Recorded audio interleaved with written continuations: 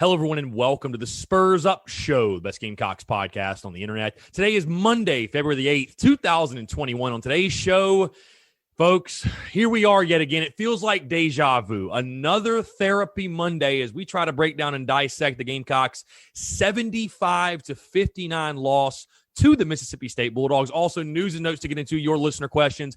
And we have a fantastic interview, great conversation.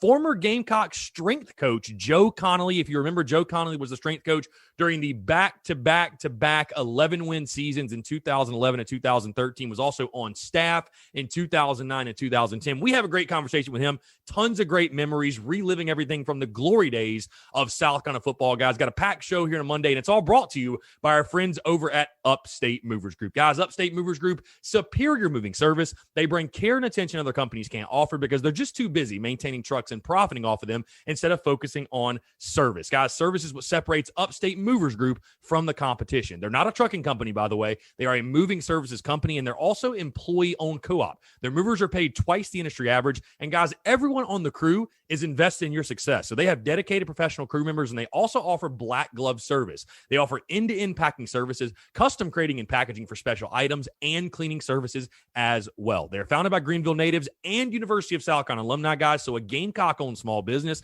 They also offer 20 years of project management and moving experience, and they can offer logistics and solutions that traditional moving companies simply do not have the skills for. Guys, whether you're in the upstate or across the state of South Carolina, if you have any moving needs in 2021, be sure to check out my friends over at Upstate Movers Group. You can find them on social media at Upstate Movers Group, or of course, go to their website if you have any further questions, upstatemoversgroup.com. That's upstatemoversgroup.com. Be sure to check them out and tell them Chris from the Spurs Up Show sent you. Let's get it.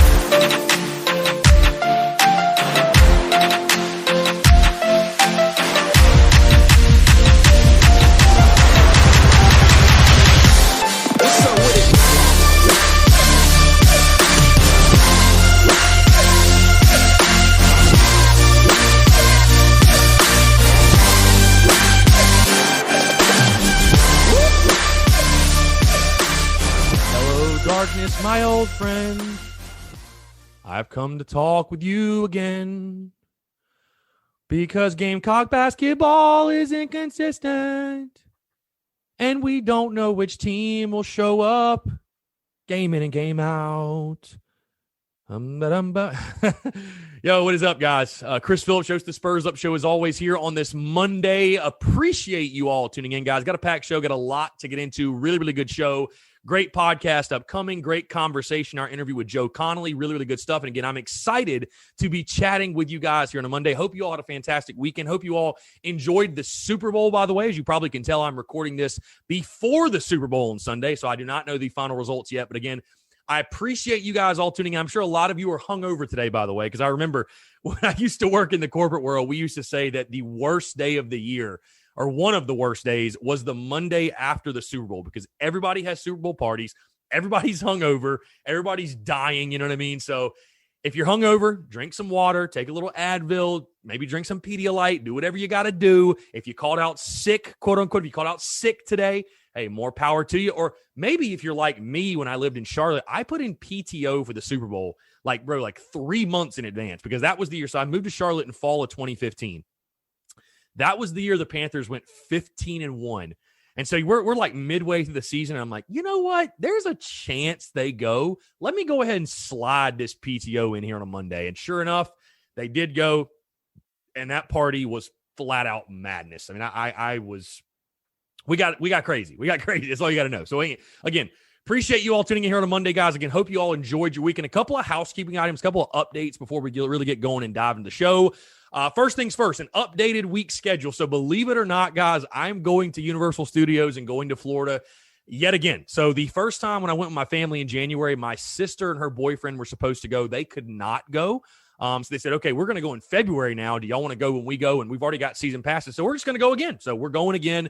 I will be leaving Thursday morning Staying exact same schedule we did too before, which is kind of weird. But Thursday to Monday, I'll be in Florida. So no Daily Crow on Thursday or Friday. Podcast will drop as normal Monday through Friday, but no Daily Crow Thursday and Friday, guys. Again, I will be in Florida. Also, no Daily Crow on Monday because I'll be coming back that day. So again, just want to keep you guys updated. But everything else will go on as normal. We'll cover the basketball game on Saturday. We'll have the podcast. Again, a lot of good stuff coming, but just no Daily Crow Thursday, Friday, and Monday.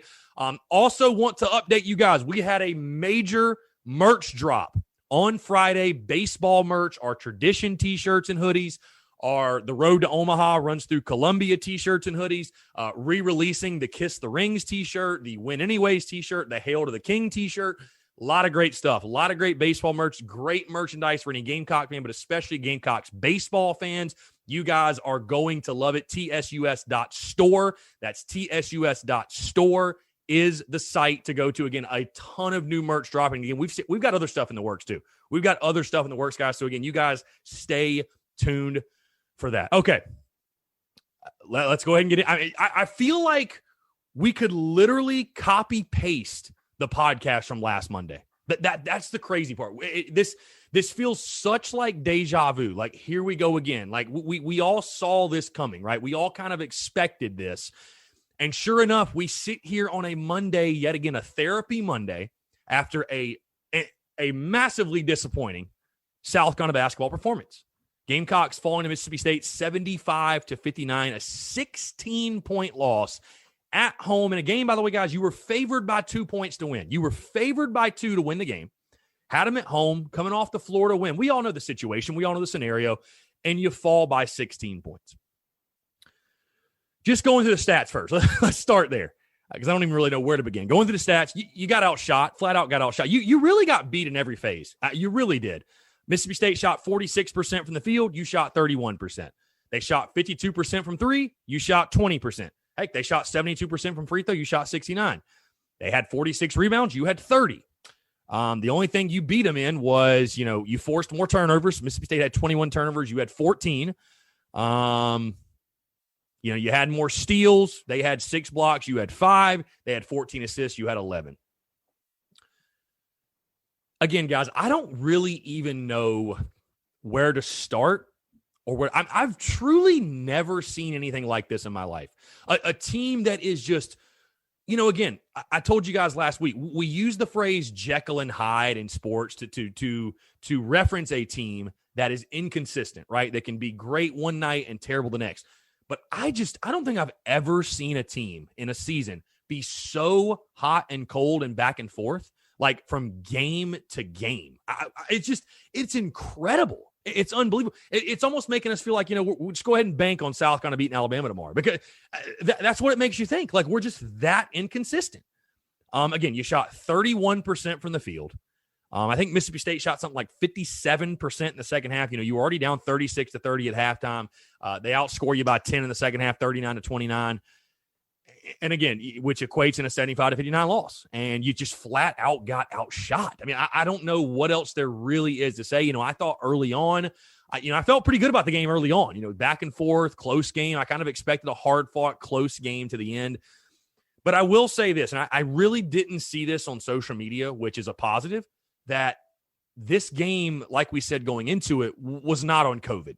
There's no COVID excuse in this. You just got flat out whipped. You got flat out whipped in every facet of the game. Now the question comes back to this. Who's responsible? Is it guys just simply could not hit shots? I mean, it's just the thing with it is this, guys. Again,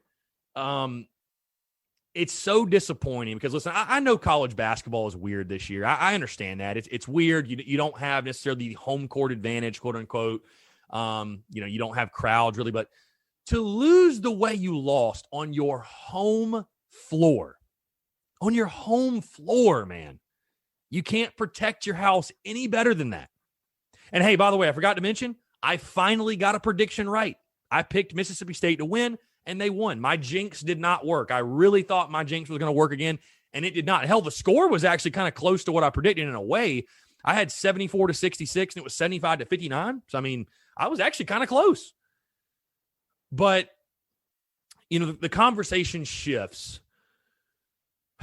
back to Frank Martin, unfortunately, because here's the thing. How much can you really dissect from on the court? I mean, was the game plan bad? I don't think the game plan was bad. You just simply did not hit shots. You simply did not hit shots. I mean, you go down South Carolina's, leading scorers. A.J. Lawson and Keyshawn Bryant tied for the lead with 13 points. You only had one other scorer with double-digit points, and that was Seventh Woods. I mean, Jermaine Couisnard had 4 points. What has happened to Jermaine Couisnard? What in the world? Like, who is this imposter that is wearing Jermaine Couisnard's jersey? Who is it? What happened to the Jermaine Couisnard we all saw and loved last year, who really picked up the slack when A.J. Lawson was struggling? I mean, it's baffling, guys. It's beyond comprehension. Again, I don't think Mississippi State were world beaters by any means. Again, I will say this. We talked about the guards being a huge matchup in this game. We talked about that being a major point of emphasis, the guard play. And you just got flat out beat. I mean, you take a look at the Mississippi State guards, and we're talking about Molinar and DJ Stewart. DJ Stewart, 29 points. Molinar was 16 points. But again, unfortunately now the conversation, and again, it's just so funny with this team. It's so hot and cold. After you're feeling good, you beat Florida, you get the upset, you're going in the game in the weekend, like, oh man, we're favored, we're at home, big opportunity. And again, we all kind of saw this coming, did we not? Like, well, we did. We all saw it coming. But now the conversation shifts back to Frank Martin. And again, I have to preface yet again, I am not saying fire Frank Martin, and I am not a fire Frank Martin guy. I am not. But I chimed in on social media on Saturday with some comments. And I guess my biggest thing was this. Listen, this season's a wash. Let's call it what it is. This season's a wash. South Carolina is not going to and should not make a move on Frank Martin this year. I don't think that's the solution. I don't, with the madness of this year, him having, COVID twice. And again, the COVID excuse has ran its course. You can't say South Carolina got their asses kicked by Mississippi State because of COVID. You just can't. You just flat out can't. You just got beat. You just got beat straight up. Hey, if you go beat Alabama tomorrow, nobody's going to say, oh, it's because of COVID. It's just because you beat them. But you just got flat out beat. Okay? But so I don't think making that move, I've seen some fans saying fire Frank, blah, blah, blah. I don't think making that move this year is the right move. But what I said on social media was this. Assuming Frank Martin comes back next year, which I don't know why he wouldn't. Obviously, some people have speculated on his health, and I really don't want to do that because I don't know anything about his situation. I mean, we all know he's got the alopecia stuff in his hair and shaved his eyebrows. He looks weird. We all know that. But let's just assume he comes back. My point simply was this, and people, of course, got up in arms over it. If you miss the tournament next year, okay, 10th year of Frank, if you miss the tournament next year, I mean, at that point, it's going to be time to fire him, right? Or to have him go take another job or retire. Like, something's going to have to change. Like, correct? Am I crazy for saying that? Because again, I've told you guys this before, what baffles me, and I don't know what it is. I don't know why it is. Why people are so, and I like Frank, dude. I think Frank, like, listen, the thing with Muschamp, when I was firing Muschamp, I did not think it then, and I still don't think Will Muschamp's a very good head football coach. Knows the game of football, knows he shit out more football than I'll ever know. But he was a proven bad head coach. Didn't succeed at Florida, didn't succeed at South Carolina. Bottom line. I like Frank. I think he is a really good basketball coach.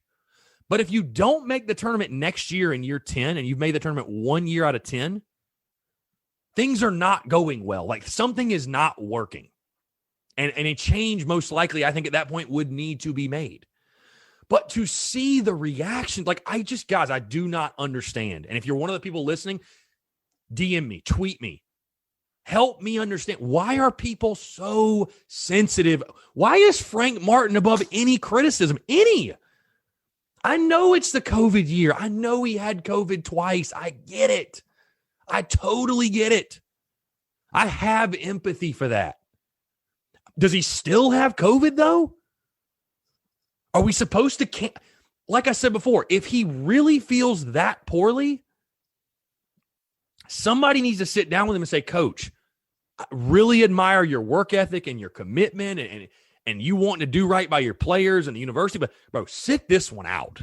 Sit this one out. Because if you're going to coach and you're going to go play, we don't want to hear the excuses. Again, he's had COVID twice. I totally get it. And again, like I said, I think this season's a wash. But I think it's more of, it comes from a place of more of like, it is year 9. And we're seeing year 1 type of problems. You know, you saw the narrative on social media Saturday.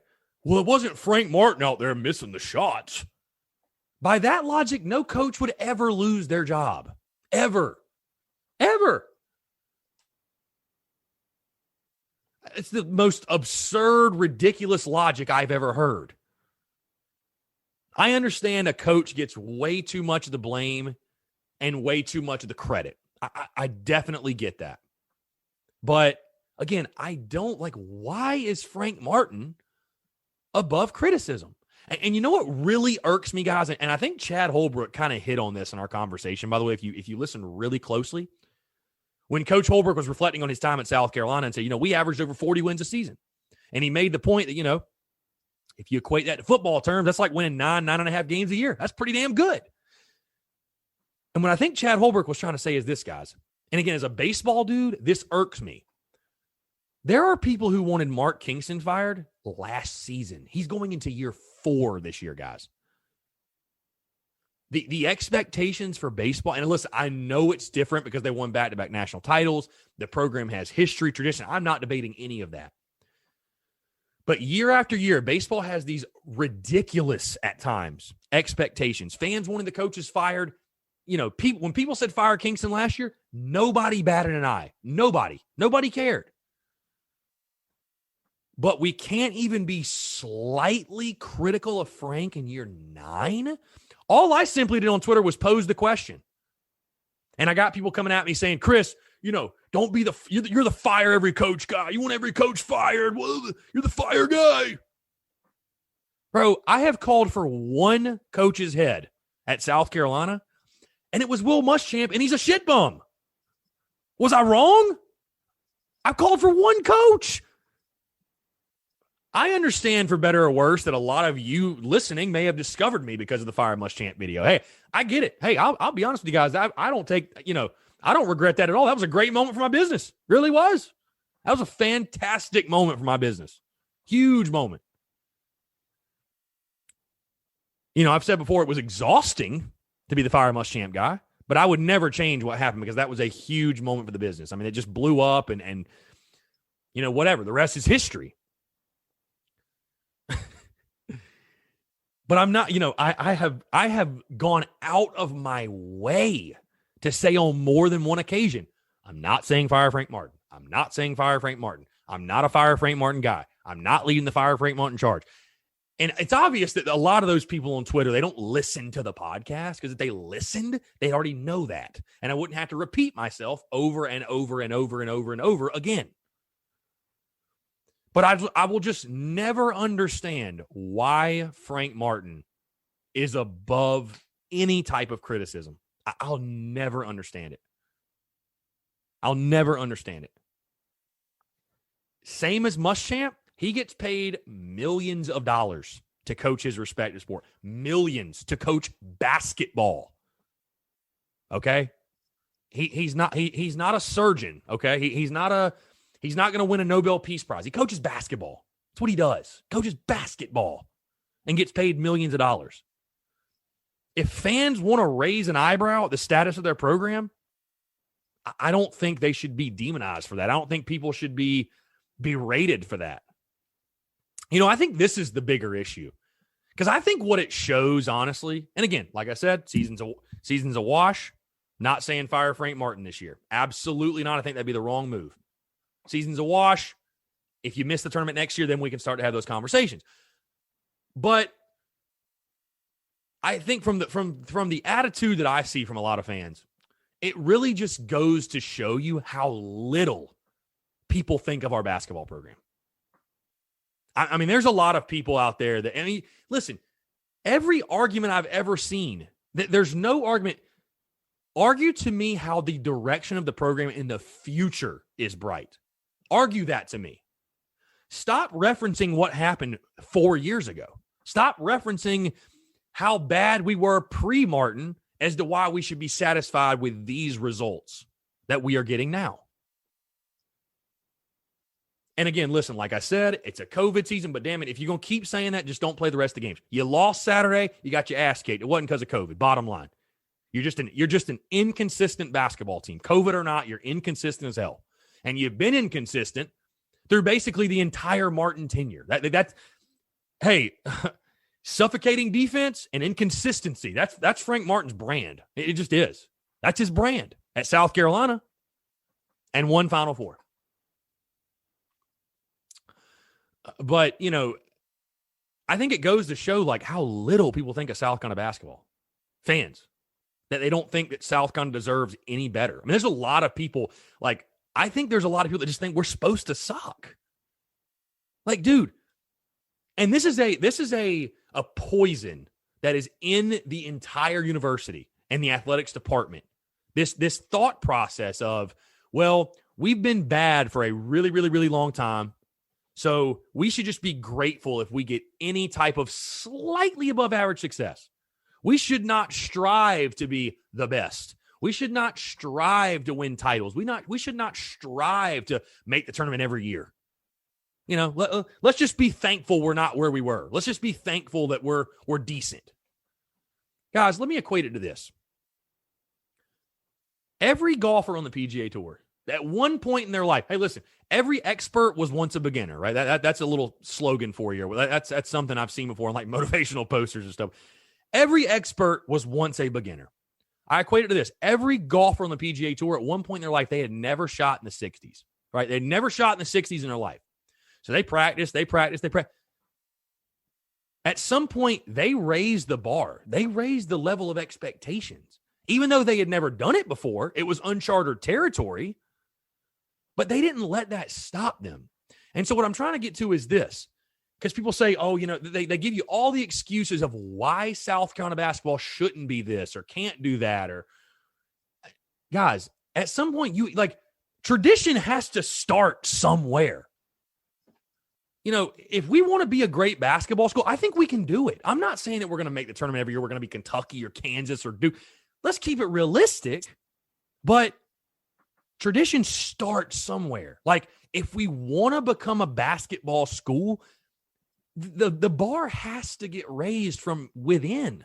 It has to get raised internally. South Carolina baseball was not always looked at as a college baseball powerhouse.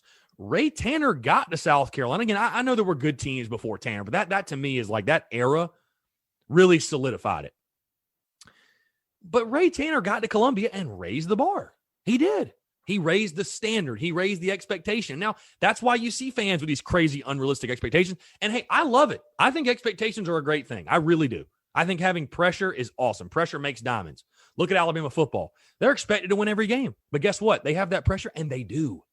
And they do, because that's the expectation. Winning national titles is the expectation in Tuscaloosa, right? But again, getting back to, I like Frank a lot. I'm not saying fire Frank Martin. For the love of God, I'm not saying fire Frank Martin. What I am saying is keep the energy consistent across all the sports. Keep the energy consistent. Why does Frank Martin just get this free pass? And some of you feel so bad, like, oh my God, he's had COVID. We can't say anything. I'm not like attacking him personally. I'm just saying, like, if things go south next year. Because again, if I had to guess, I feel like the biggest issue with Frank Martin and Carolina basketball is this. It's already hard to recruit to South Carolina basketball-wise. You're surrounded by blue bloods. You don't have great tradition. We get that. We understand the challenges. But Frank has a different issue, in my opinion, than Muschamp had. Muschamp, just not a good head football coach, not a good head coach. Knows the game, not a good head coach. Frank Martin is a good head coach, knows the game of basketball. I mean, his reputation speaks for itself. But do kids want to play for Frank Martin anymore? Like, does his style work? Does his style still work? I think that's the biggest question. Because, I mean, what would you guys argue is the problem? Probably getting better players, for one, right? And again, I know you've missed out on a lot of in-state talent, a lot of in-state prospects. Again, it's already hard enough to recruit to South Carolina, and then you have a coach that is a tyrant at times, like really tough to play for at times. You're going to shrink the recruiting pool even more. I don't know. That's just, again, that's me thinking out loud as to what could be going wrong. But the fact of the matter is this. People love Frank Martin. They're endeared to him because of what happened in 2017. But guys, it really does just come down to wins and losses. We know he's had a great impact on his players. We know the Final Four happened. But you're just getting paid too much money not to factor in the wins and the losses. You just are. And so, again, I don't think Frank Martin should go anywhere this season. I think firing him in the midst of the pandemic and him having COVID, and I'm not trying to use it as an excuse. I don't think the timing lines up, though. I don't know. I just don't think that would be the end-all, be-all solution to what's going on. But my point, again, on social media was just if he comes back next year and you miss the tournament yet again, I mean, that's not me being the fire the coach guy. That's me being the, hey, I want to win guy. South Carolina fans are not asking for a lot. And again, the bigger problem is this. It's not that you're losing. Fans aren't caring anymore. Fans are starting to not care. I mean, from the people that I interact with, and I see it on social media, and heck, I see it in the numbers for my business, for the podcast. I mean, they haven't dropped a ton, but I mean, they're not as high as they'd probably be if we were winning. Because again, basketball and even baseball at times, those are just sports. It's not like football where fans are just going to show up and tune in no matter what. That's just not the way it works. You have got to put a product out there. You have to. You got to put a product on the floor. And if you don't, and especially the way this season's going, apathy sets in. And I just think we're at that point. I think we're at that point in the program. Again, this season's a wash, whatever. Fine. I've just come to accept this season's a wash. But my point again on social media was, dude, I mean, if he comes back next year, which I think he will, I think he should, and you miss the postseason yet again, and you've gone one time in 10 years, and I mean, I'm sure there will be people freaking out then too about if I say fire Frank Martin, or, because I think a lot of people, they expect me to be that guy because of the Muschamp stuff, right? They expect me to be that guy. And it's just like, I'm not going to be that guy. Like I said, I'm not there yet, for one. And number two, the fire Muschamp thing was exhausting. I mean, as funny as it was at times and as whatever. And I'm just going to call it like I see it. You guys know that.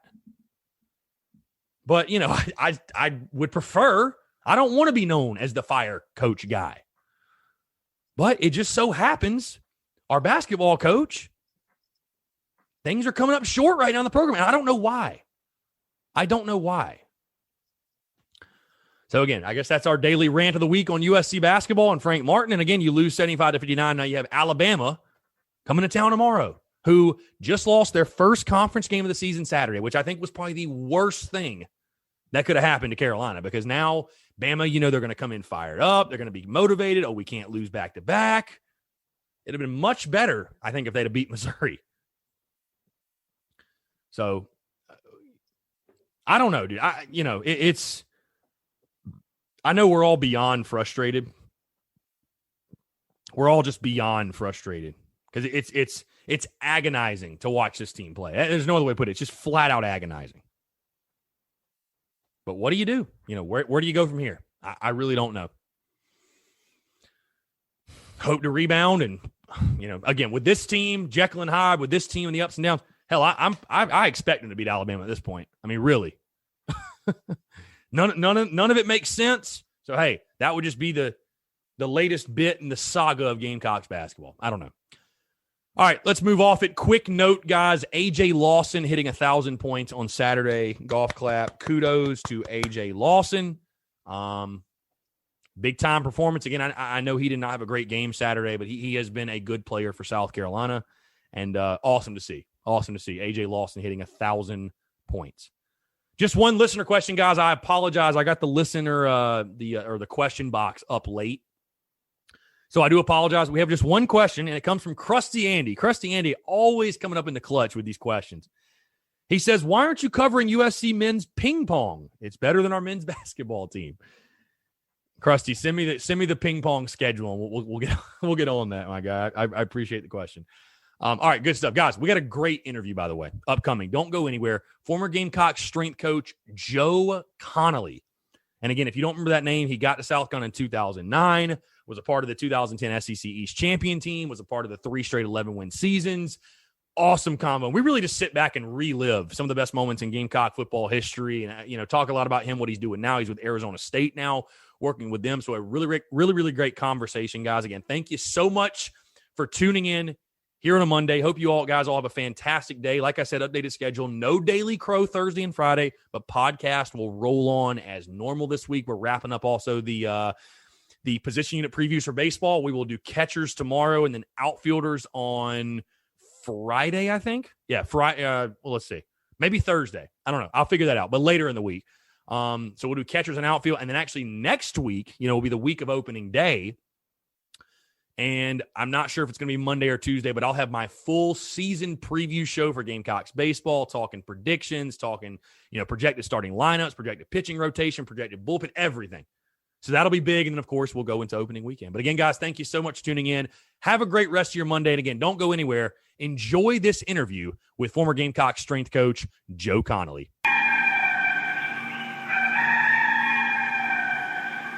All right, joining us today on the Spurs Up Show is a man that was the Gamecocks strength coach from 2009 to 2015. Guys, during his career at South Carolina, he helped coach 30 NFL draft picks, including Jadeveon Clowney, who was the number 1 overall draft pick in the 2014 NFL draft. Of course, he was part of the 2010 SEC East champion staff, the 3 straight 11-win seasons in 2011 to 2013, and is currently serving as the head strength coach at Arizona State. Very pleased to be joined by former Gamecock strength coach Joe Connolly. Coach, appreciate you taking the time, man. It's a pleasure to have you on.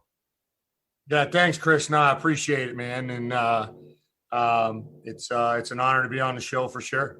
Absolutely. So obviously you had a little bit of a career before you got to South Carolina, a little bit of experience. Talk about how it came to be that you came to Columbia, because I was taking a look at your past experience. What was the connection there? How'd you get in touch with Coach Spurrier, and just how did that come about, again, that your path led you to Columbia, South Carolina?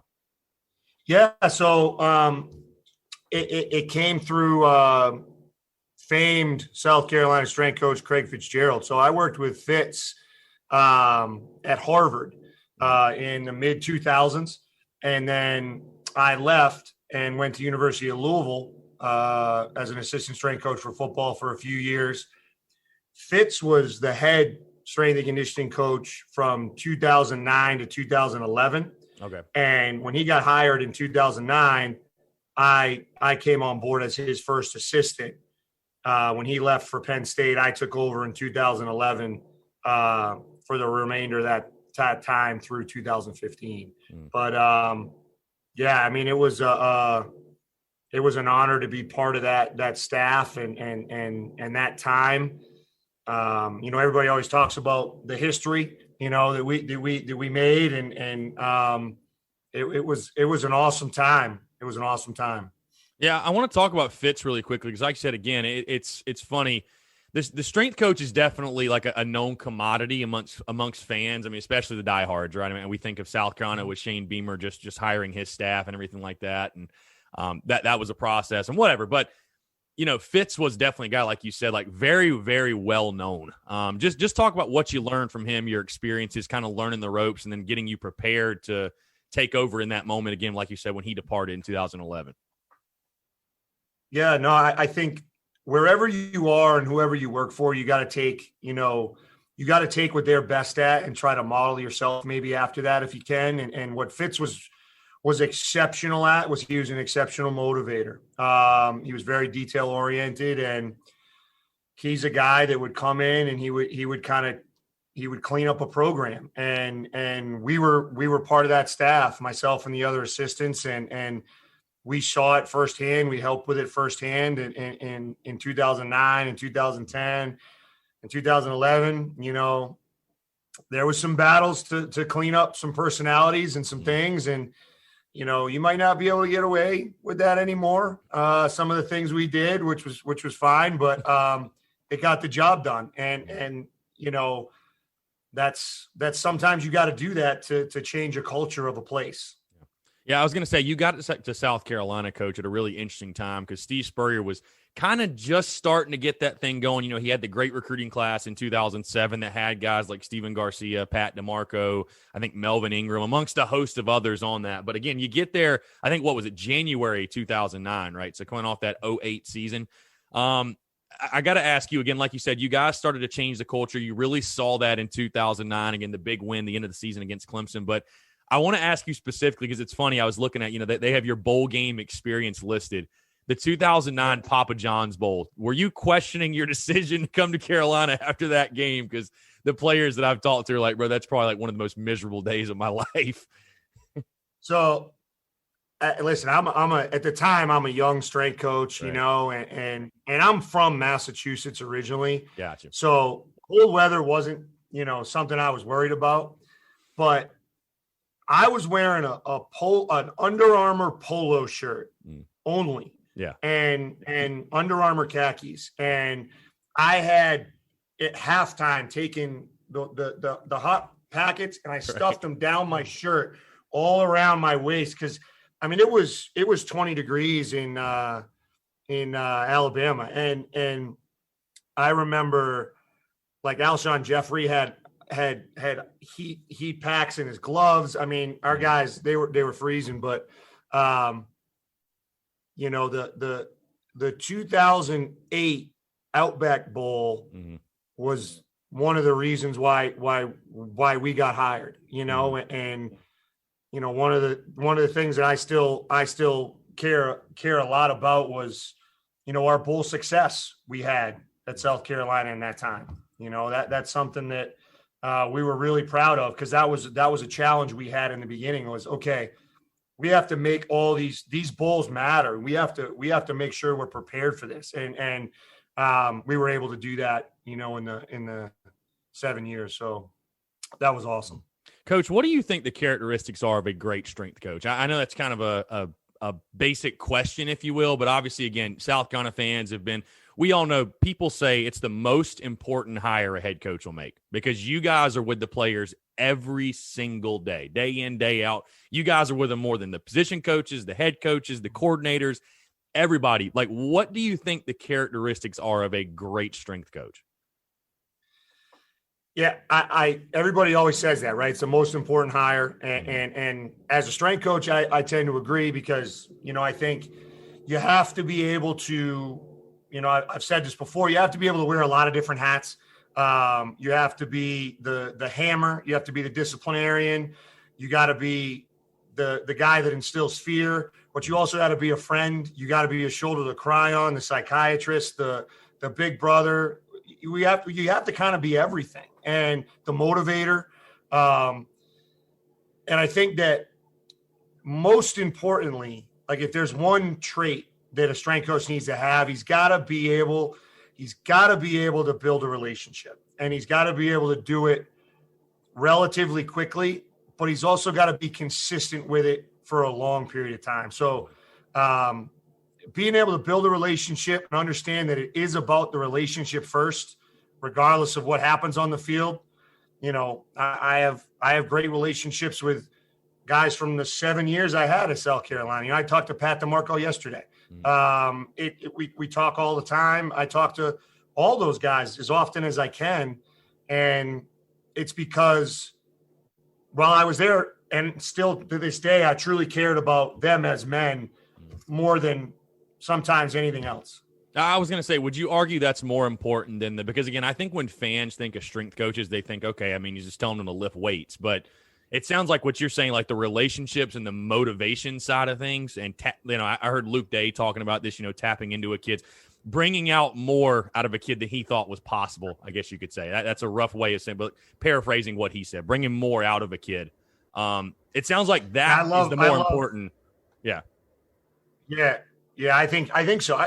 I don't think it's more important than a lot of the other things we do, but it has to be present. It has to be there. I like a lot of what Coach Day has been saying. Obviously I keep up with everything on social media as much as I can, but his philosophies, they align really, really closely with my philosophies. And the one thing I will say is I don't think that that there's nothing wrong with being really good at everything as a strength coach. Mm-hmm. Right? What I mean by that is a lot of times people are like, oh, he's a motivator. He's a yeller, right? He's really good at that. Or he's a science guy. He's really good at programming and GPS and sports science. What's wrong with being really good at all that? Right. It's a serious question because I hear it all the time in all these changing jobs and everybody shuffling around and, there's the flow to science versus, hard ass to whatever. And what's wrong with being both? What's wrong with being good at everything? I just, that's one of the things I always tell my assistants and my interns is you should be good at everything. That's your job, Yeah. Be well-rounded for sure. Kind of on a lighter note, Coach, I want to get your take on this because, again, it's so funny with like the strength coach thing. It's one of those things that, again, I feel like the common fan, nobody really knows what they do or like the day in, day out. But it's so funny because I've seen some fans before, and not just in this for South Carolina or like, this year with Shane Beamer hiring his staff, but other situations, like fans love to judge strength coaches like on how jacked they are. Like, how stupid is that? It's just, I feel like that's so dumb. Yeah, I mean, listen, like I think that's all well and good. And to be a good strength coach, I think for you as a strength coach, lifting weights in some capacity, I think is just like watching film for a position coach, setting the example a little bit. You're practicing what you preach. You can feel it, and that helps your programming, right? It helps guide some of the things you do. But if a strength coach needed to deadlift 800 pounds, then they should just go hire all the world's strongest men to be strength coaches, and everybody would be fine. There's so much more to it than that, And I just, it's one of those fancy, Twitter things that everybody likes, but in reality, there's so much more to it than that. No, definitely. I equate it to like being a swing coach in golf. Sometimes the best players aren't the best teachers and vice versa. So it is what it is for sure. But anyways, back to the field. I'm curious. I've had quarterbacks, receivers, offensive linemen, defensive guys, everything you can think of, and asked them about Coach Spurrier. I'm curious, what's the relationship like between a strength coach and Coach Spurrier? Because he's hard on everybody. I'm sure he didn't take it easy on you guys either. No, and he was awesome with us. And when I took over, he was great for that 4-year period. And even before that, he's a fun guy. He let us do our job, and that's not easy for a head coach to do. You see, now a lot of younger head coaches that are very involved with the strength program. Mm-hmm. See some older coaches that are too. I know some coaches in the SEC that are very much involved, to the point where they hand the program to the strength coach and say, this is what you're doing. Mm-hmm. But Coach Spurrier let us do our job. He trusted us, and he was fantastic. But, I mean, as you know, man, it's you're never too far away from one of those jabs, one of those zingers. They're always – every time he would get me, sometimes I didn't even feel it. I didn't even realize it. And I would go back to my office and sit down and be like, oh, he just got me. Like, I didn't even realize like what he was saying. And then you start thinking about it. And, he was great though. So here's a story for you. My first day at South Carolina was like a Saturday or a Sunday.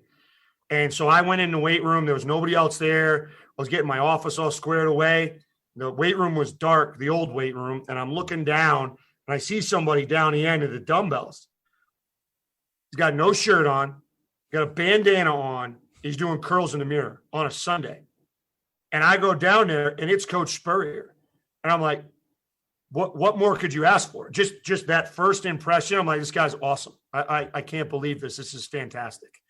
So yeah. He loved to stay. He like you were saying, he set the example. He stayed in shape for sure. I remember they like documented it or whatever. No, it's awesome. But so you guys again go in 2010, your second year there, go to the SEC championship. Again, you talked about you got there and you were changing the culture. And again, guys like Steven Garcia, just off the top of my head, that was one of those guys, big time guys. DJ Swearinger, Stephon Gilmore, Alshons, and we can go on and on with the names. But I'm just curious to get your take again, that run to the SEC championship, and then you find yourself in Atlanta. You get to walk into the Georgia Dome. At the time, it's the Georgia Dome. Just that overall experience, man, getting to experience that. And again, I feel like fans felt it. You guys certainly felt it. That was the start of something really, really special in Columbia. Yeah, I agree with you. And if it wasn't for Cam Newton, who knows what would have happened, right? I mean, he was turning to Superman. Yeah, I mean, he was arguably one of the best college football players to ever play. Yeah. And, you know, we played him twice that year, and those were two tough games for us. But, you know, yeah, it was the players. It was the players that put the work in, that understood the mindset, that understood the mentality they needed to have, that relentless pursuit of just perfection and holding each other accountable, and understanding that, you know, the best teams aren't coach-led teams, they're player-led teams. And those young guys, those original guys taught the next line of guys that taught the next line of guys up until kind of the end there. I'm kind of curious, Coach, were there any players, because, again, we think of, like you said, it was the players. I mean, you think of some of the legends that came through during that time, but were there any guys specifically that you remember? Because, again, like you said, your role as a strength coach is to kind of push a kid to the next level and get more out of him than he thought. Was there any guys that maybe fans would know of during that time at South Carolina that maybe when they got there were, you know, they were a big-time player, or they thought they were a big-time player, but you guys were able to, you know, whether it be through the strength program, because I think, again, that's where it all starts. You guys were able to push them sort of that next level and, again, bring even more out of them than maybe they thought they had. Yeah, there was a lot. I mean, here, I'll give you a top-end example. You know, when Jadeveon Clowney got there, I think he was 245 pounds. Mm-hmm. And when he left 3 years later, he was 276 pounds. Mm-hmm. When he was 245, he ran a 4.46 40 and had a 41-inch vertical. And when he was 276, he ran a 4.46 40 and had a 41-inch vertical. So there's some improvement to an already freakish athlete. Yeah. Melvin Ingram was another one that, you know, he actually lost some weight and improved his endurance and conditioning over the course of his career. I mean, there's so many. Cliff Matthews, Devin Taylor putting on weight. You know, even Marcus and Brandon Wilds and Mike Davis, all those guys. Connor, Alshon was a guy that was always, you know, kind of up and down. You kind of had to keep your thumb on with the body weight, and it's every athlete, in my opinion, needs something different. Mm-hmm. So if you get a guy that needs to lose fat to improve their endurance, or you need somebody who needs to gain muscle, or just, you know, understand how to push themselves. There's 1,000 different things that you can look at that would show improvement. That's the hard part about our job, is that it's not just sets and reps. It's not just clean, squat, and bench. It's not just the measurables. There's so many other ways to show improvement. Mm-hmm. And, you know, I think, you know, I'm not trying to pat myself on the back, but I think during our career, there are a lot of guys showed a lot of improvement in a lot of ways, mm-hmm. you know, and the proof was kind of in the pudding.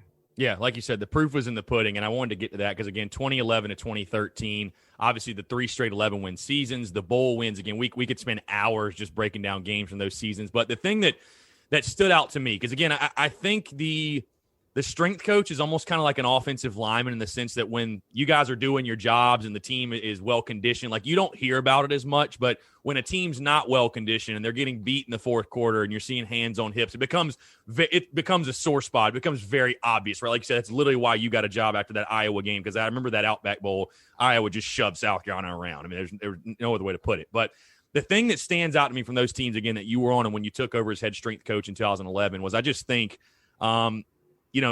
those South Carolina teams in the second half and in the fourth quarter, and I think like 2011 Tennessee in the second half wearing them down, the Nebraska game wearing them down in the bowl game, 2012 wearing down Georgia, I mean, early in the entire game through there. I think of 2013 Mizzou outlasting them in overtime in the second half of that game, and then 2013 Clemson, a game you say it again? Wasn't there like 2 or 3 overtimes? Yeah, 3 over. Yeah, that's right. It was a 3 overtime game. And then I was at the 2013 Clemson game in person. The common theme there, what I'm trying to get to, the point I'm getting to, Coach, is that being a fan during that time, I was never worried in the fourth quarter of a game that we were going to be tired or worn out or we were going to get pushed around. Like, we were going to do the pushing around to the other team. If anything else, we were going to outlast them. I think of 2014 Georgia. That was another hell of a game that I was at. Beating them late in that game. I just, to again give you that pat on the back, and I just want to get your take and feedback on that. Again, you guys, what you were able to do late in games and winning games in the fourth quarter, because games are won in the fourth quarter, bottom line. Like you said, the proof's in the pudding. I mean, it stands out. And again, like you said, you had a great group of guys, but obviously what you guys were doing, what you were doing, it was working. So I don't know. I say that to say kudos to you. And like I said, I mean, I'm sure it was a mix, again, of what you were doing and the quality, the character, the dudes you had that were putting in the work and bought into the system. No, I appreciate you saying that. And it's absolutely something that we took pride in as a team, as a program. Is it all the strength coach? No, absolutely not. Mm-hmm. It's the culture. Yeah. And that was top down from Coach Spurrier and the players. And so all that success, we all celebrated that together. There's never one person that takes the blame, and there's never one person that should take credit for the success, especially not in a football team. So, yeah, for sure. Like I said, 2011 to 13, you guys won 3 straight bowl. Actually, to 14, excuse me. You won, 4 straight bowl games, right? 4 straight bowl games, 11, 12, 13, and 14, because you beat Miami in 14. Out of those, which one, if you had to pick one, what was your favorite bowl win or bowl memory, if you will? Because those are some great games. I remember I believe it was 2011 when we played in Nebraska the first time. Mm-hmm. Yep. I remember our guys being so fired up because Nebraska's truck was covered with titles, national titles, conference championships, you name it. And our battle cry in 2011 was, we want that. It was, F that. We want that. We're better than that. And our guys just, they didn't stop. Obviously, the Michigan game was great because of the hit, and everybody knows that one. And that was one of the most wild sidelines I've ever been on, from a get back / special teams assignment. It was crazy because it was hot. It was humid. Our guys were so fired up and so hungry, and they just fought the whole time. I mean, every one of them special. And to be honest with you, everybody discounts that Miami victory. Listen, after the first game of the year in 2014, with all the hype, with all those wins leading up to that, our guys fought so hard in 2014 for those 7 wins. They fought so hard. And for them to finish it with a win against a team like Miami in the rain, it was cold, it was miserable, but they didn't flinch.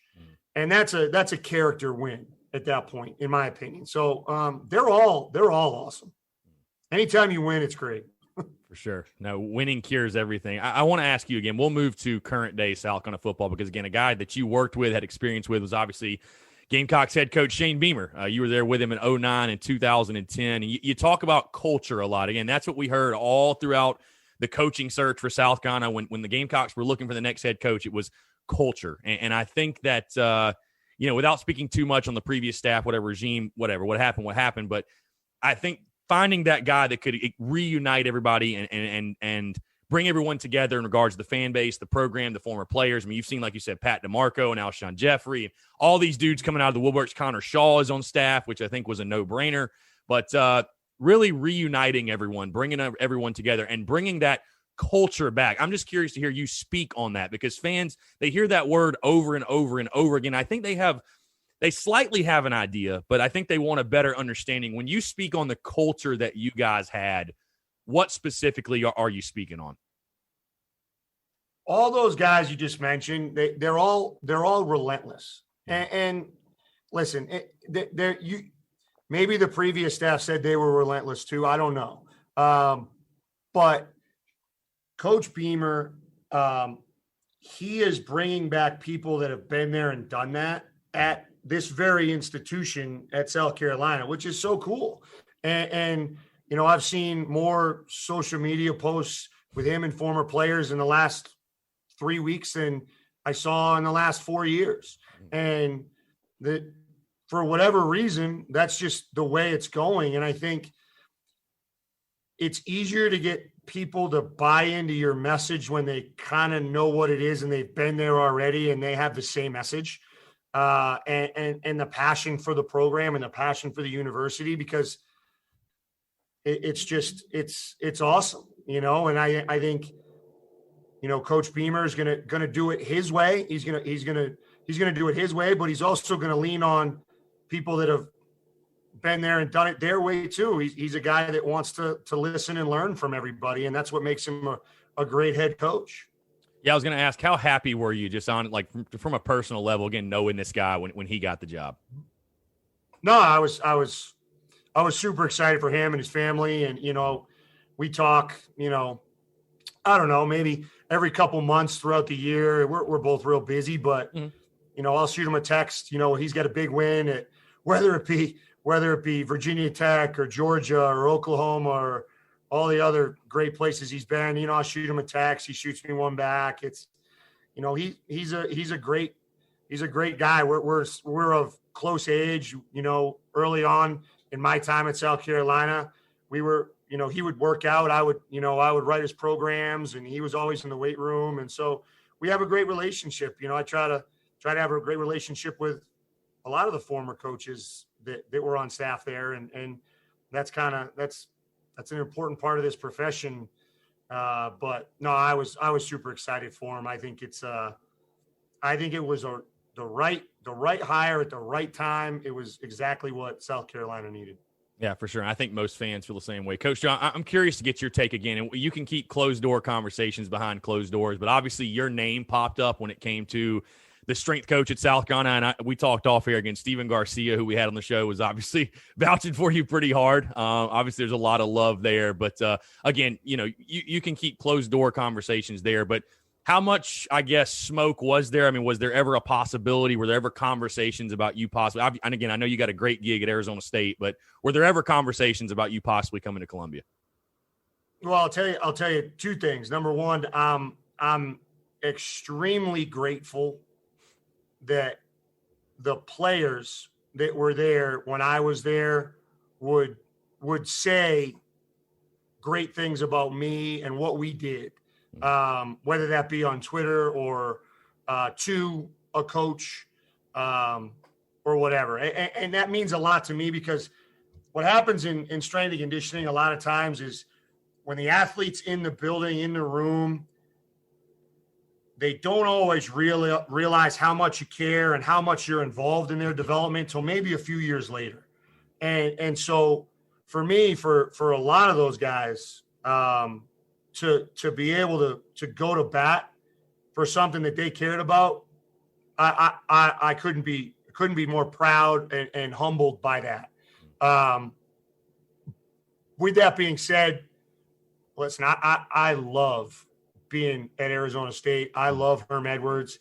I love the staff. And to be honest with you, we're trying to do what we did at South Carolina right now. Yeah. This is year 4. This is We've improved each year.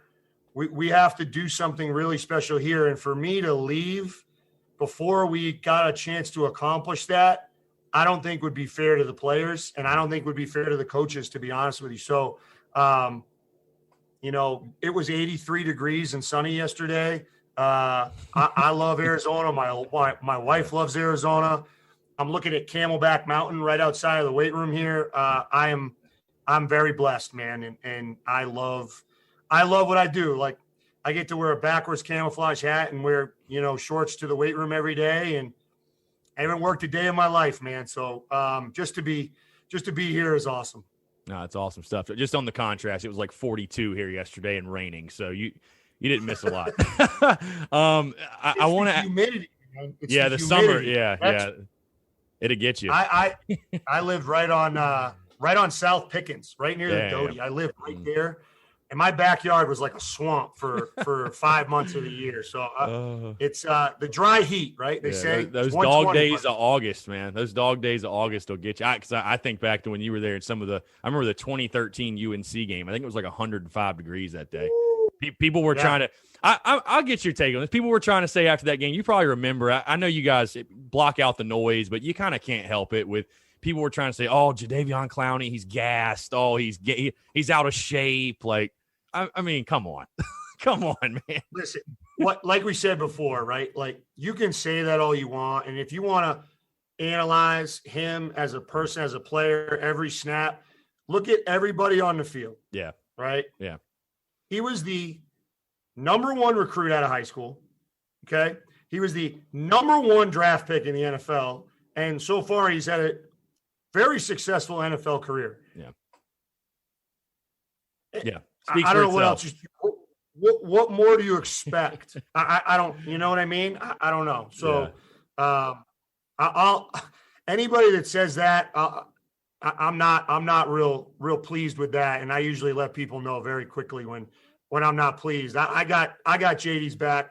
Yeah, always, those ESPN guys, man, it's just stupid. It was. I remember just his fans. It was Jesse Palmer. Yeah, that's who it was. Florida boy. Yeah, of course. I'll never forget that.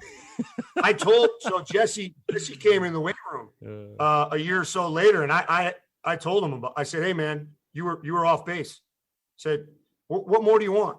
I mean. That was the one where we had the rain delay, right? Yeah. Or the lightning delay. Yep. Mm-hmm. Yep.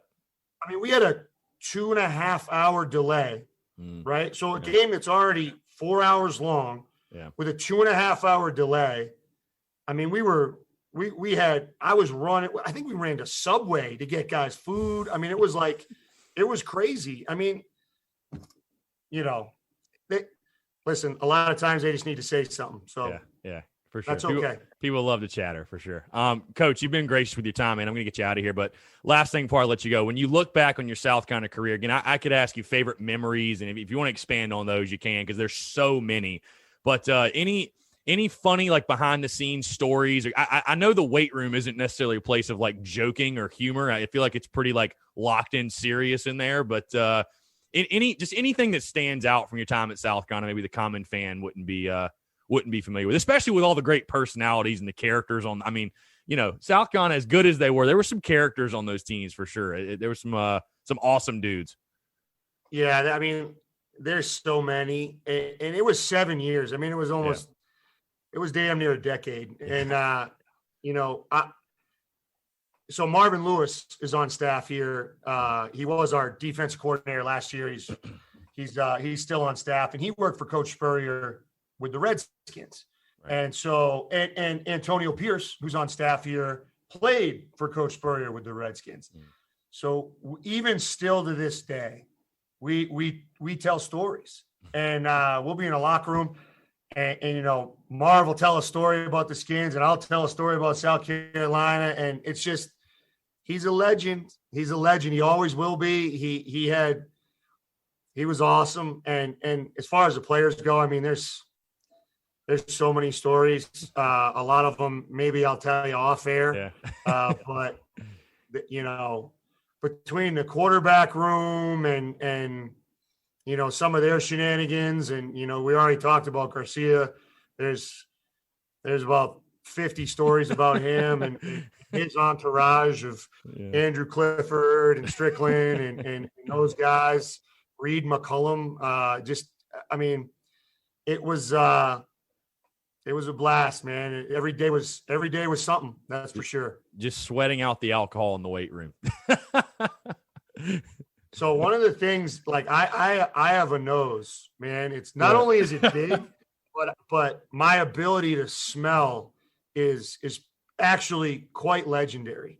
And I can I'm like a carnival worker. I can legitimately tell how many alcoholic beverages somebody had the night before. If you had one, I can tell you based on your smell. And there was a couple times where somebody's smell and somebody's truthfulness wasn't jiving, if you know what I'm saying. So, right. That's happened plenty of times. So there was a lot of hard conversations that way too. Yeah, for sure. Coach, one last thing before I get chatted again. I mentioned Connor Shaw is on staff now, director of football relations, I think, or whatever the title is, but going to be handling a lot of NCAA recruiting stuff. Also the former player relations, which I think is a fantastic move.